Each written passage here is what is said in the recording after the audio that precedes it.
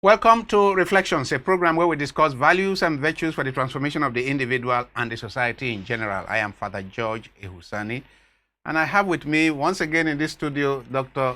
David Igbokwe, Head of Department of Psychology, Bayes University, right? You're welcome Yes, to sir. the studio once again. Thank you for having me, It's sir. many years since you... Appreciate. Up to 3-4 years. Yes, thereabout. Now, David, in these 3-4 years since last year in this studio, a lot has happened to our country. We had COVID, we had all kinds of things. And today I want us to discuss the rising incidence of drug abuse and its impact on mental health. First of all, what's going on? Because every day I'm hearing of young people who are getting hooked to one drug or the other, or young people who are misbehaving. Then you now link it to some drug behavior, and then we have a number of Nigerian children who are schooling in Canada, in America, in Europe, who are falling into this. And some of them, the parents succeed in repatriating them home, put in one rehabilitation center or the other. Others who are here, generally from middle-class families, many of them. Then we also have those from poor families who are hooked to maybe lower caliber, lower, cheaper drugs, but equally Potent. What kind of mental, psychological, emotional disposition makes drug use attractive, illicit drug use attractive to our young people? Maybe that's where we should begin. Okay, before delving into that, into what makes it attractive, let's look at where they are coming from. Okay. We have to look at some of the causes. For instance, you have people coming from some people coming from low socioeconomic status, parental influence, how they are being raised in the family they are from, and then availability of drugs. Most of these things are easily available. Is it meth you want? Just a phone call would give you as much as you need. If it's cannabis, All over the place. just a phone call will give you as much as you need. And then other substances that are also addictive, unorthodox, exactly, Yeah. unorthodox substances. People talk about smoking pawpaw leaves.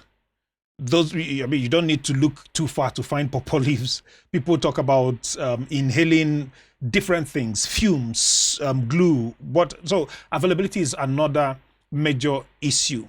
And I mentioned earlier that parenting style. Gone are the days when it used to be that a community raises a child. Times have changed. Now people do not care. You'd see someone's child doing something that is not right, and then instead of trying to correct, you look the other way. And sometimes I don't blame people who don't try to at least correct, because most people have landed themselves into trouble by trying to raise other people's children, so to speak, exactly, from the parents of the child. So that has also contributed to people not caring what's happening and what happens to other people's children. So these are some of the reasons why it is on the rise. You mentioned parents, some parents, I would say irresponsible parents.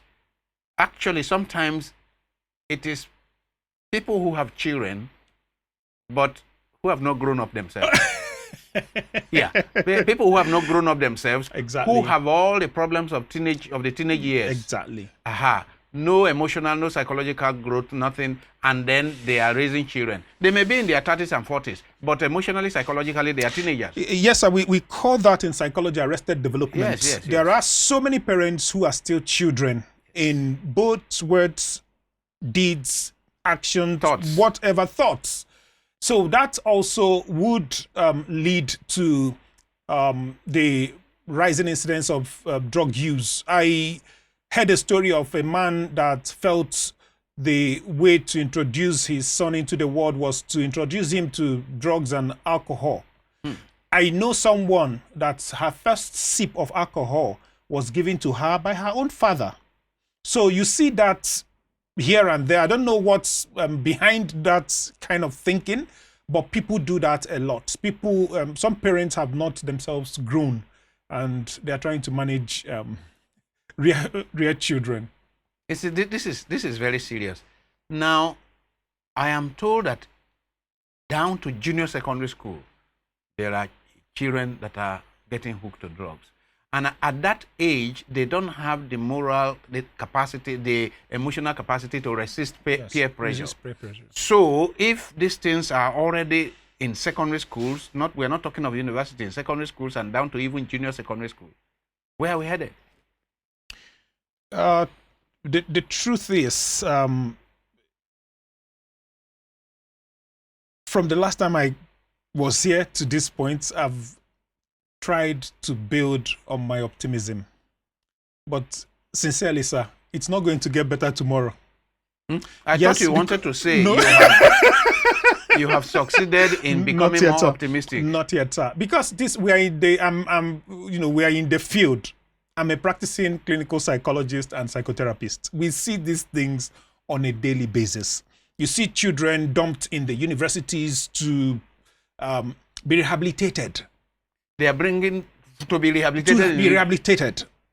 Dumped in different places to... we don't do such things there.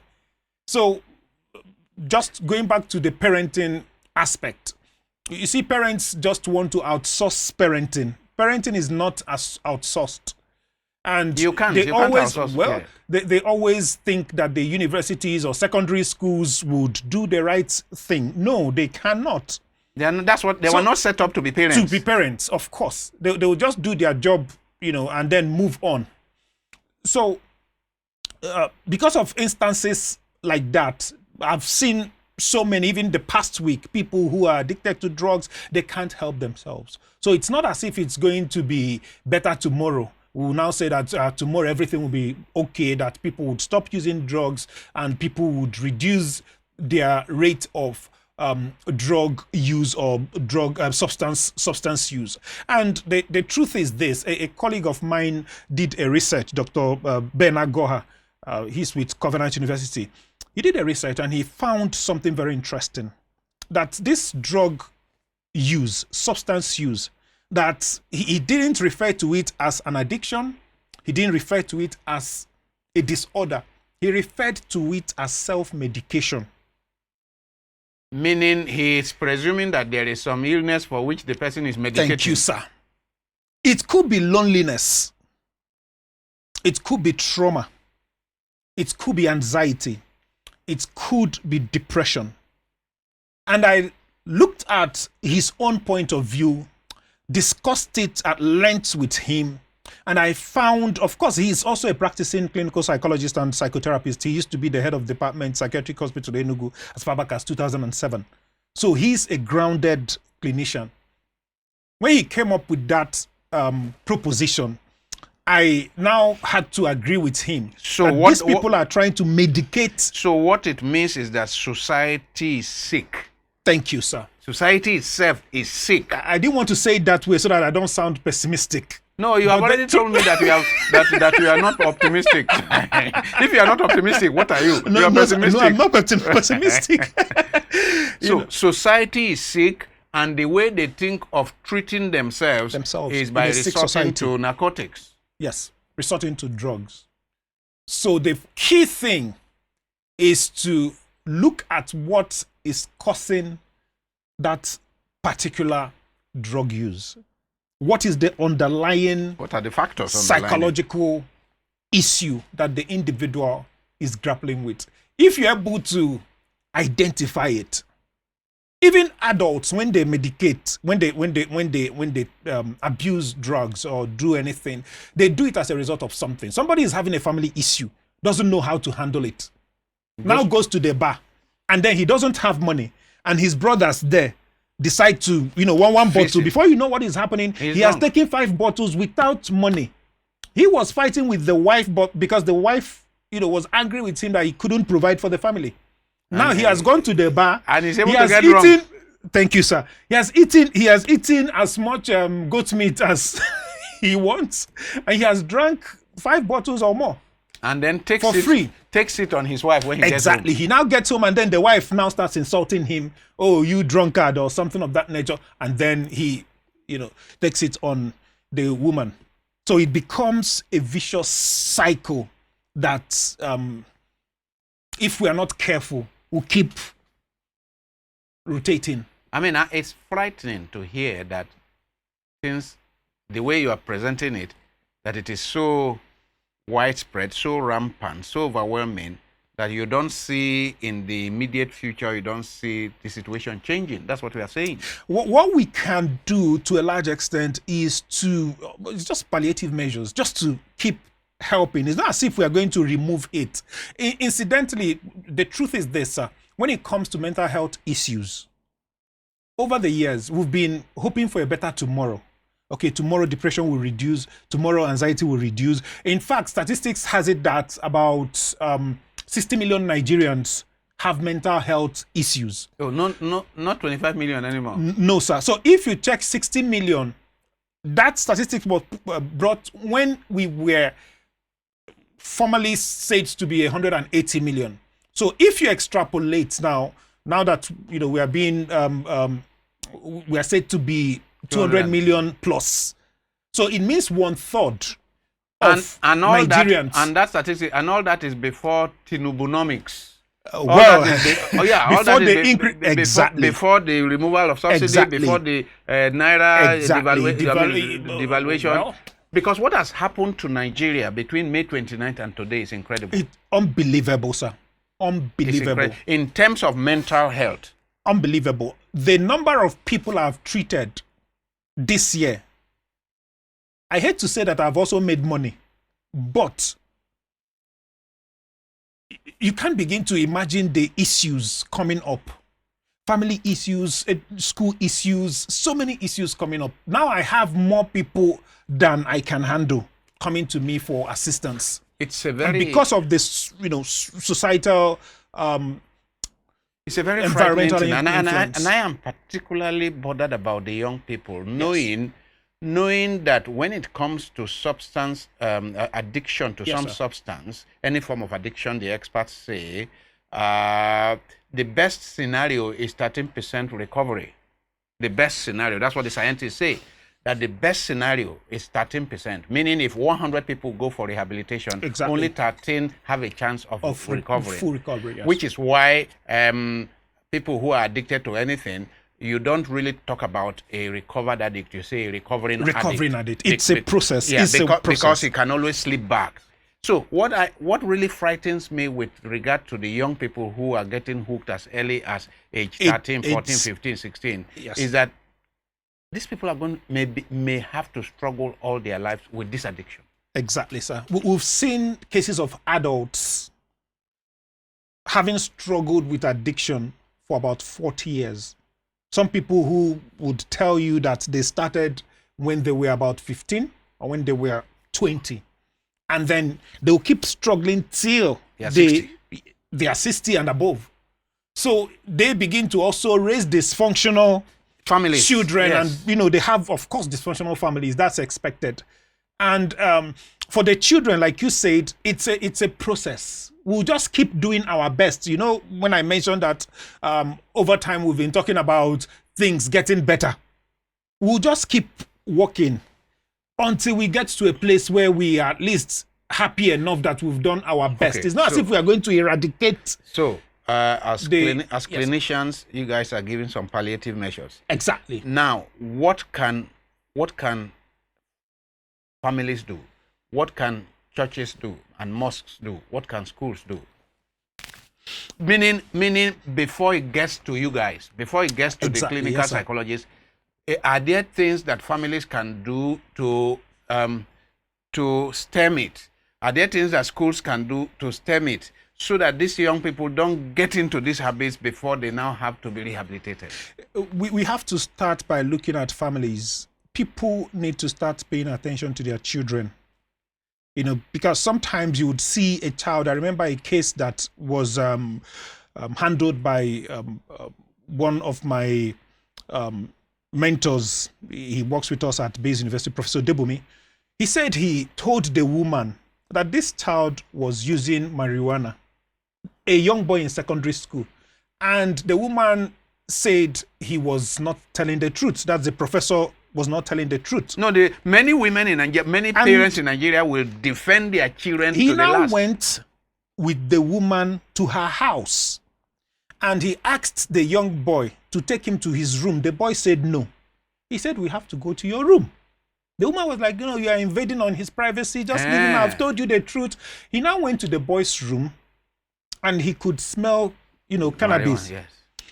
So he asked the boy.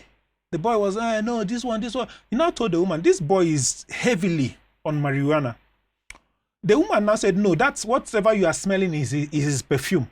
And went to the boy's room to bring a particular bottle of perfume to claim it was. So the man now said, the woman continues to defend. I mean, and we have constantly seen that. In spite of evidence. All evidence of a professional. So the prof now said, you know what? Let me go and bring my drug kit and test you. That was when the boy now said the truth and confessed to him, confessed to the mother, now brought his stash from the room. Stash of cannabis. Yes, over the years, he's been on this, and it has affected his appetite, affected academic performance, affected so many things. And the mother didn't know. Under her nose. And now that we have, that was cannabis, you could smell that, right? Now that we have other ones that don't smell. Thank you, sir. That's, they will just take it and then you will not even know. Just that you are seeing the behavioral pattern that this boy is not behaving normally. And of course, this girl, because ladies now, young girls in secondary school now get extremely high. The videos are all around, showing how they get high and start behaving. Misbehaving like animals. Exactly.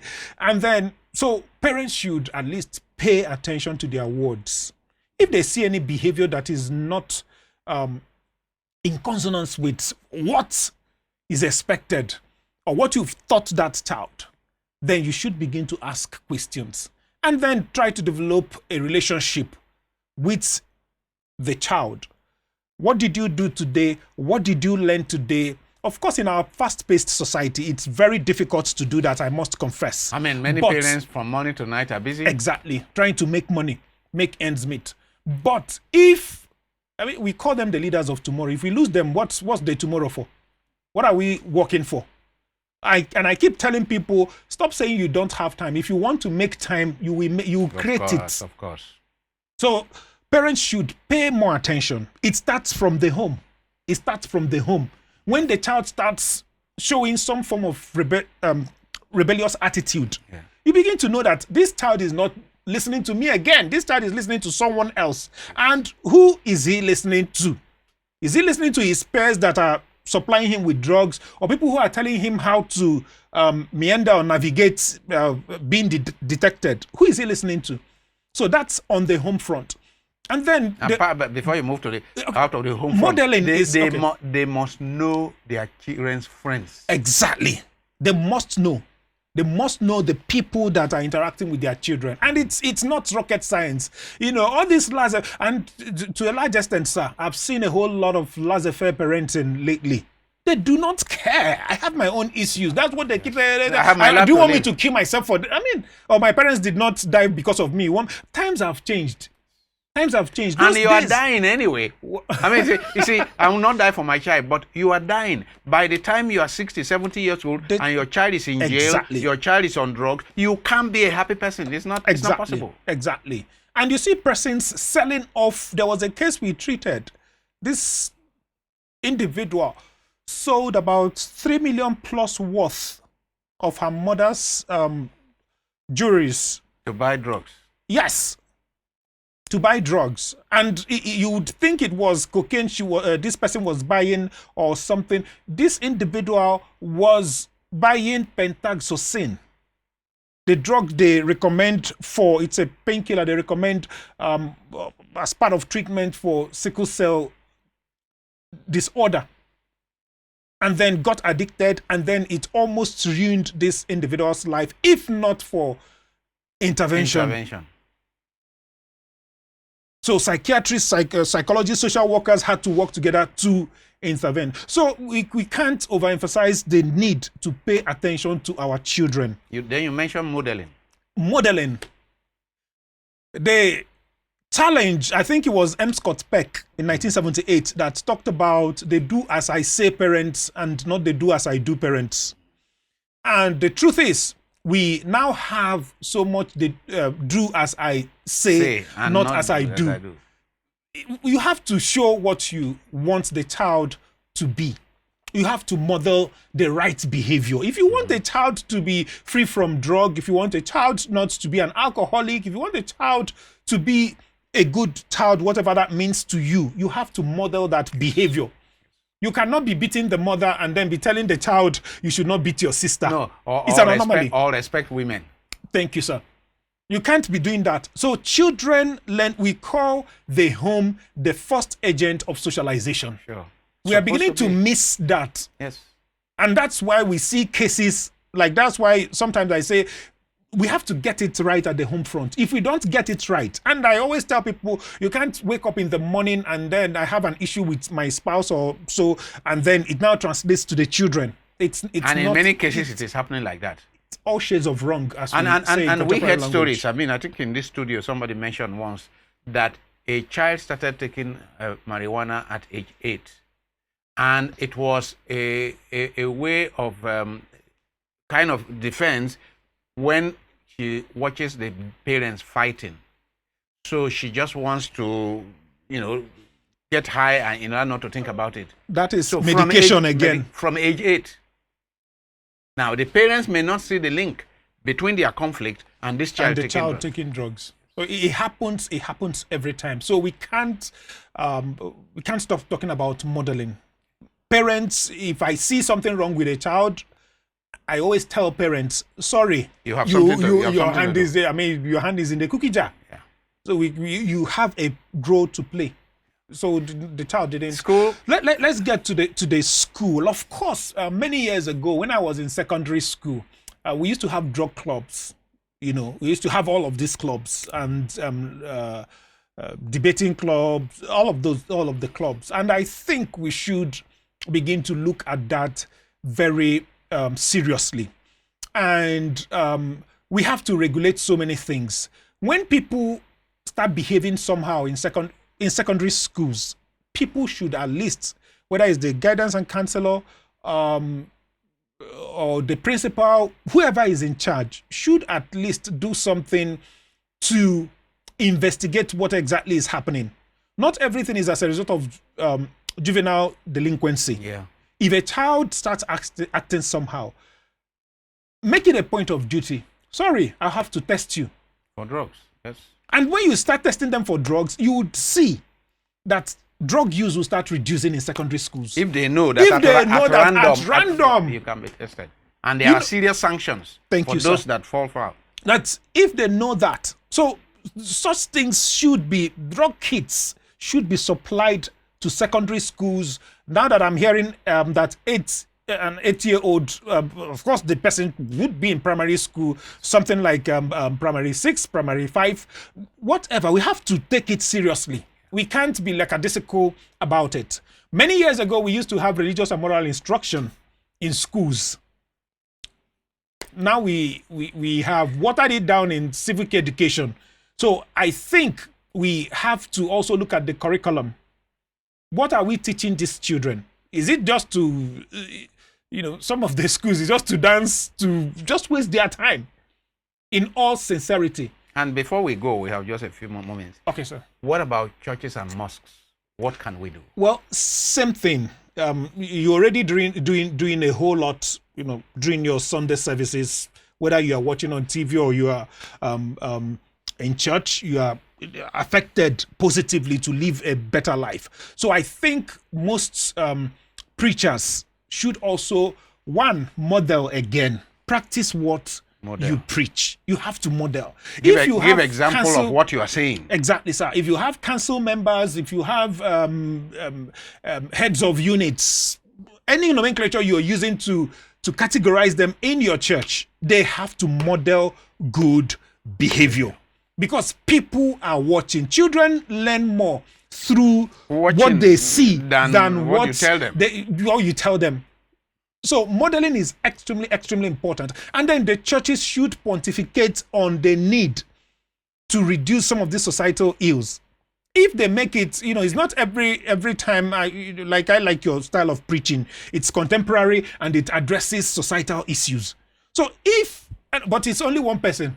There is so much one person can do. Yeah. So if others will begin to emulate it and preach on things that are happening within the society, what to do, so that as you are leaving the church on Sunday or Saturday or Friday, whichever, you are taking something home. You are taking something home into the society. Yeah. It is one person at a time. Before you know what is happening, society begins to change in the right direction. Finally, government. Well, if I say modeling again, it becomes kind of repetitive. Is that the weakest link in the chain? Yes, sir. Yes, sir. When you have people of questionable characters leading, the children will just like, what are you talking about? That after all, this individual was able to make it. A student opened his mouth to tell somebody, after all, Dangote did not go to school. So you see and the person was quick to correct him. No, he did. He engaged in personal development, and then he later he has gone to so many trainings in top universities. But the child somehow heard or integrated the wrong information. And wants to say, so I'm justified. Yes, so I'm justified. If I want to live my life anyhow, I can live my life anyhow. And then you see them talking about politicians who live in a certain way and who have modeled bad behavior over the years. While they are looking at all of these things, it's difficult for the school, for the church, for the home to do the right thing. So you see, it's like a kind of pyramid. Well, David, we shall need to have you here again to continue this discussion, because it's really, we can't give up.